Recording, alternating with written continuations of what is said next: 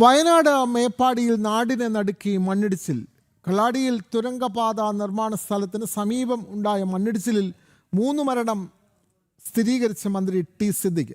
ഇതര സംസ്ഥാന തൊഴിലാളികളാണ് മരിച്ചത്. വയനാട്ടിൽ കനത്ത മഴ തുടരുകയാണ്. വയനാട്, കോഴിക്കോട് ജില്ലകളിൽ റെഡ് അലേർട്ട് മുന്നറിയിപ്പ് നൽകി. സംഭവത്തിൽ മേപ്പാടി പോലീസ് കേസെടുത്തു. വിവരങ്ങളുമായി അരുൺ കൊടുങ്ങൂർ ചേരുന്നു. അരുൺ, എന്തായാലും മരിച്ചത് 3 പേർ മാത്രമെന്ന് സർക്കാർ ഔദ്യോഗികമായി സ്ഥിരീകരിക്കുന്നു. മന്ത്രി ടി സിദ്ദിഖിന്റെ വാക്കുകൾ അത് വ്യക്തമാണ്. മരിച്ചത് അന്യസംസ്ഥാന തൊഴിലാളികളാണ് മരിച്ചത്. ഇനിയും മണ്ണിനടിയിൽ എത്ര പേർ കുടുങ്ങിക്കിടപ്പുണ്ട് എന്നാണ് സർക്കാർ കരുതുന്നത്? ദുരന്ത നിവാരണ പ്രവർത്തനങ്ങൾ ഈ രാത്രിയിൽ ഏത് ഘട്ടത്തിലാണ്? അരുൺ കൊടുങ്ങൂർ.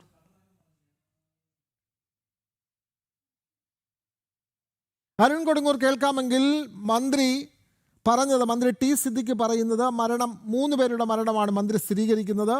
അന്യസംസ്ഥാന തൊഴിലാളികളാണ് മരിച്ചവർ 3 മണ്ണിനടിയിൽ എത്ര പേർ ഇനി കുടുങ്ങിക്കിടപ്പുണ്ട് എന്നാണ് സർക്കാർ കരുതുന്നത്? എന്താണ് ദുരന്ത ഭൂമിയിലെ രക്ഷാപ്രവർത്തനങ്ങൾ ഈ രാത്രിയിൽ ഏത് ഘട്ടത്തിലാണ്? അരുൺ കൊടുങ്ങൂർ.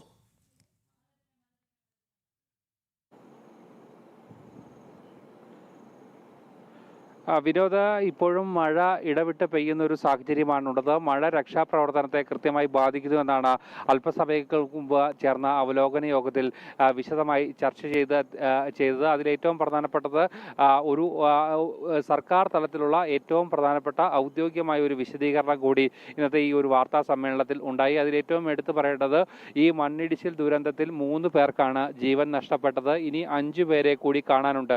അവരുടെ പേരുകൾ കൃത്യമായി പറഞ്ഞുകൊണ്ടായിരുന്നു ഈ മന്ത്രിമാരുടെ വാർത്താ സമ്മേളനം നടത്തിയത്. എന്തായാലും ആദ്യഘട്ടത്തിൽ ഏറ്റവും പ്രധാനപ്പെട്ട പരിഗണന നൽകുക ഈ മണ്ണിടിച്ചിൽ കാണാതായവരെ കണ്ടെത്തുക എന്നുള്ളതാണ് ഏറ്റവും പ്രധാനപ്പെട്ട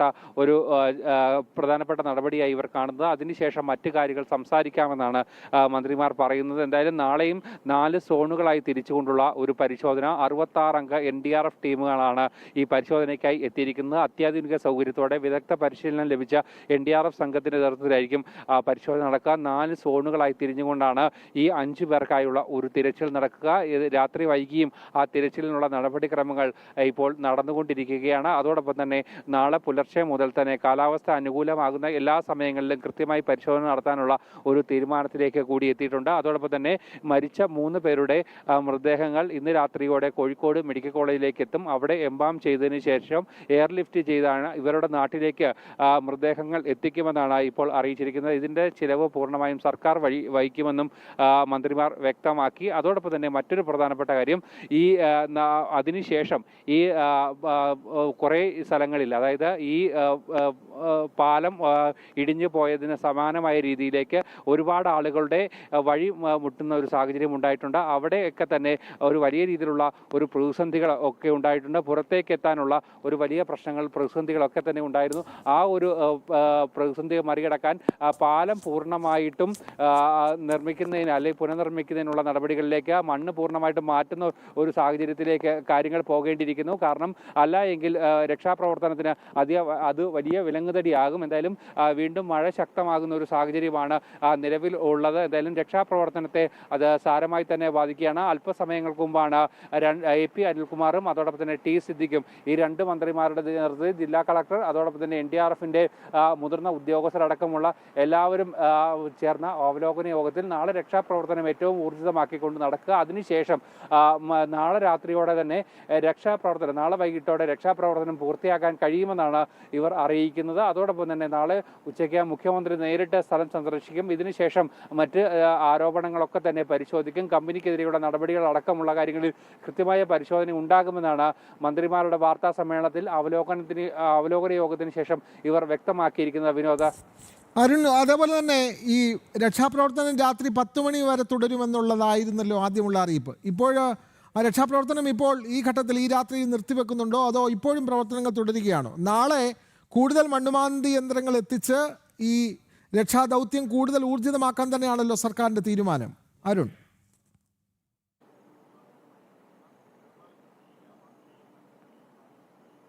തീർച്ചയായും ഇന്നും അത്തരത്തിൽ കൂടുതൽ മണ്ണുമാന്തി യന്ത്രങ്ങൾ എത്തിച്ചുകൊണ്ടുള്ള ഒരു പരിശോധന തന്നെയായിരുന്നു നടത്തിയിരുന്നത്. നാളെ ഈ പാലത്തിൽ നിന്നും പൂർണ്ണമായും മണ്ണ് മാറ്റിയാൽ മാത്രമേ ഇങ്ങോട്ട് ഗതാഗതമടക്കം എത്തിക്കാൻ പറ്റുകയുള്ളൂ. അതുകൊണ്ട് തന്നെ ഈ പാലത്തിലെ മണ്ണ് പൂർണ്ണമായും മാറ്റുക എന്നുള്ളതാണ് ഏറ്റവും പ്രധാനപ്പെട്ട ദൗത്യം. അതിനായുള്ള ഒരു നടപടിക്രമങ്ങളാണ് ഇപ്പോൾ പുരോഗമിച്ചുകൊണ്ടിരിക്കുന്നത്. അതോടൊപ്പം തന്നെ തിരച്ചിൽ വീണ്ടും രാത്രി വൈകിയും തിരച്ചിൽ തുടരാൻ തന്നെയാണ് തീരുമാനം. ഈ കാലാവസ്ഥ അനുകൂലമാകുന്ന സമയങ്ങളിലൊക്കെ തന്നെ കൃത്യമായി തന്നെ തിരച്ചിൽ നടത്തുക. അത് 4 സംഘങ്ങളായി തിരിഞ്ഞുകൊണ്ട് വിദഗ്ധരായിട്ടുള്ള NDRF സംഘത്തിനൊപ്പം തന്നെ 4 സംഘങ്ങൾ, അതിനകത്ത് ഫയർഫോഴ്സ് ഉണ്ട്, അതോടൊപ്പം തന്നെ മറ്റു ഉദ്യോഗസ്ഥരുണ്ട്, സർക്കാർ ഉദ്യോഗസ്ഥരടക്കം ചേർന്നുകൊണ്ടുള്ള ഒരു പരിശോധന, നാട്ടുകാർ, സന്നദ്ധ സേവകരടക്കം ചേർന്നുകൊണ്ടുള്ള ഒരു പരിശോധനയാണ്, 4ആയി തിരിഞ്ഞുകൊണ്ടുള്ള ഒരു പരിശോധനയാണ് അവിടെ നടക്കുകയും ചെയ്യുന്നത്. എന്തായാലും വലിയ രീതിയിലുള്ള ഒരു പ്രതിസന്ധി ഈ മഴയാണ്, കാലാവസ്ഥയാണ് ഏറ്റവും വലിയ വെല്ലുവിളിയായി നിൽക്കുന്നത്. എന്തായാലും ആദ്യഘട്ടത്തിൽ പരമാവധി രക്ഷാപ്രവർത്തനം ഏറ്റവും വേഗത്തിൽ നടക്കുക, അത്യാധുനിക സൗകര്യങ്ങൾ ഉപയോഗിച്ചുകൊണ്ടുള്ള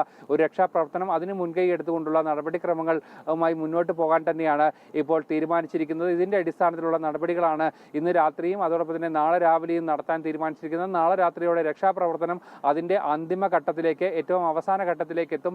ഈ 5 പേരെയും കണ്ടെത്താനാകുമെന്നുള്ള ഒരു ശുഭപ്രതീക്ഷ തന്നെയാണ് ഇന്നത്തെ അവലോകന യോഗത്തിൽ ശേഷം മന്ത്രിമാർ പ്രകടിപ്പിച്ചത്. വിനോദ, തീർച്ചയായും വയനാട് മേപ്പാടിയിലാണ് നാടിനെ നടുക്കിയ മണ്ണിടിച്ചിൽ. കല്ലാടിയിൽ തുരങ്കപാത നിർമ്മാണ സ്ഥലത്ത് സമീപമുണ്ടായ മണ്ണിടിച്ചിൽ 3 മരണം മന്ത്രി ടി സിദ്ദിഖ് ഇന്ന് സ്ഥിരീകരിച്ചു. ഇതര സംസ്ഥാന തൊഴിലാളികളാണ് മരിച്ചത്. ഇവരെ അതാത് നാട്ടിലേക്ക് എത്തിക്കാൻ, ജാർഖണ്ഡ്, ബീഹാർ തുടങ്ങിയ സംസ്ഥാനങ്ങളിലെ തൊഴിലാളികളാണ്. ആ നാട്ടിലേക്ക് എത്തിക്കാൻ സർക്കാർ സംവിധാനം ഏർപ്പെടുത്തുമെന്ന് മന്ത്രി അറിയിക്കുകയാണ്. നാളെയും ദുരന്ത മേഖലയിലെ രക്ഷാപ്രവർത്തനങ്ങൾ ഊർജിതമാക്കി മുന്നോട്ട് കൊണ്ടുപോകും. മുഖ്യമന്ത്രി സംഭവസ്ഥലം സന്ദർശിക്കുമെന്നുള്ള കാര്യം കൂടി മന്ത്രിമാർ അറിയിച്ചിട്ടുണ്ട്. വിവരങ്ങൾ നൽകുകയായിരുന്നു അരുൺ കൊടുങ്ങൂർ.